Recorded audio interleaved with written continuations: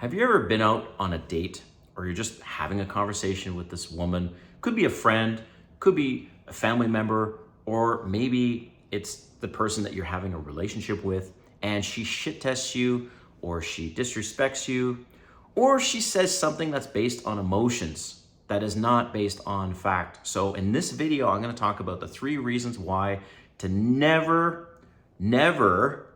argue with a woman. So keep watching because listen, the number two reason is probably the most important reason why to not argue with a woman. All right. If you're new to my channel, welcome. My name is Kane. I'm the Silver Bachelor. This channel is 100% dedicated to dating advice for older guys. And if you haven't subscribed, hit that subscribe button and a notification button because I'm dropping a video every day. All right. Whew. If you argue with a woman, you've already lost, right? You're starting to lose control, and I've been guilty of this, guys, okay? I am not perfect by any means. Not even the Silver Bachelor is perfect. So, and the thing is, once you start to argue, you start to get emotional and you start to lose control, right? And especially when you're having some drinks. Alcohol makes us reduces our inhibitions, our boundaries, and we just speak more candidly. So I've had to watch this so many times and just like suck it up, buttercup, basically, right? So here's the thing. If you start arguing with a woman, because women will say all kinds of random shit, right? Based on their opinions, based on their emotions, and not based on fact. And when you start speaking facts, they get all mad. But let me get into these 3 things right now. 1, they cannot be rational, okay? So, for example, right, there was just an election here in the United States between Trump and Harris. And people have asked me, what do you think this? And I'm from Canada, so I can't vote anyways. But they've asked me, and I'm like, I think more people should base their voting decision on as if they were hiring for the top position in the country, and who has the best resume that's in front of them. 2 resumes, right? Who has the most experience, the most accolades, the most that they're bringing to the table, not all the rhetoric they've said in interviews or anything else. I'm talking just resume to resume, black and white, right? More people need to make decisions. I'm not saying I'm a black and white person, but I'm saying with respect to that, that's a very, very significant thing to consider of like which resume is the best between Kamala Harris, Donald Trump, right? And there's a pretty clear difference in terms of achievements, in terms of accolades, accomplishments, all these things, right? So that's fact. There's a very, very, very big difference in the 2 resumes, to say it that way. Well, oh my God, you have that conversation with women and they get all mad at you. That's number 2. They will start to get mad, right?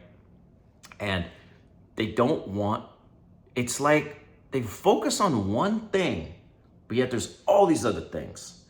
And politics aside, right? For example, I've heard this phrase many times, well, anything a man could do, a woman could do better. And then I talk about 5 specific things that men can do better, way better than women, not even close better. And they just argue with me about that. Well, where'd they get their data? Where'd they get these studies and all this stuff? And it's like, come on, it's so obvious. Like, men are stronger than women, duh. And they're like, well, no, just put a bar. Average woman, how many pull-ups can you do, right? Average woman can't even do 1, right?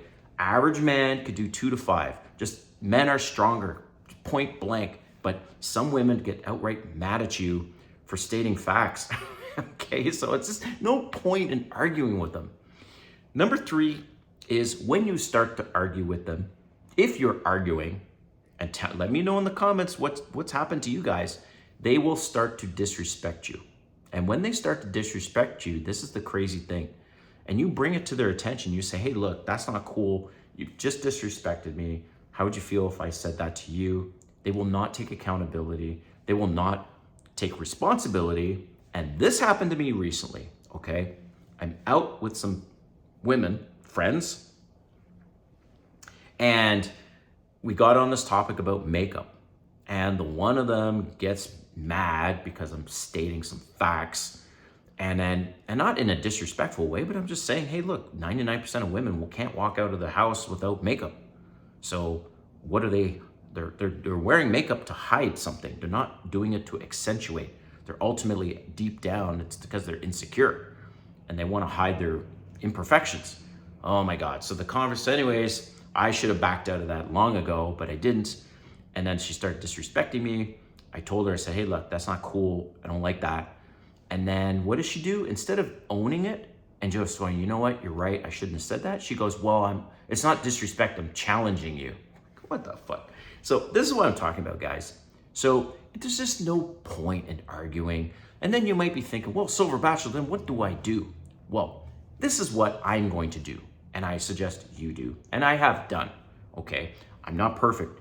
I sometimes get into this discussion. Well, I'll say, hey, look, number one, do everything you can to change the subject. So how do you change the subject is with laughter, right? Laughter is like if you drive a standard car and you put it in neutral, the brain, once it starts laughing, you can shift gears. It's wild. This is crazy.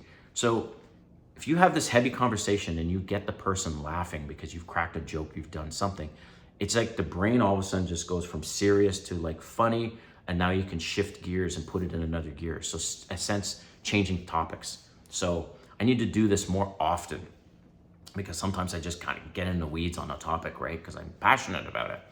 And so one, you try to shift gears and just move on, drop it, have some laughs, move along.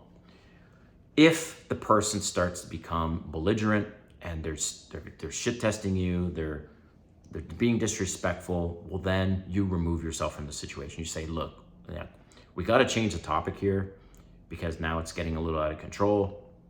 I don't like where this is going. The vibe is off. So we either just move along or I'm probably going to leave. So if you basically threaten to walk away, most likely things will change. But if they don't, then you walk away. So that's how you deal with that. All right. So hope you like this video. And I want to hear in your comments on what do you guys do? Like, do you engage with women or do you do the same thing and just basically walk away, change the subject, whatever? All right. Thanks for watching.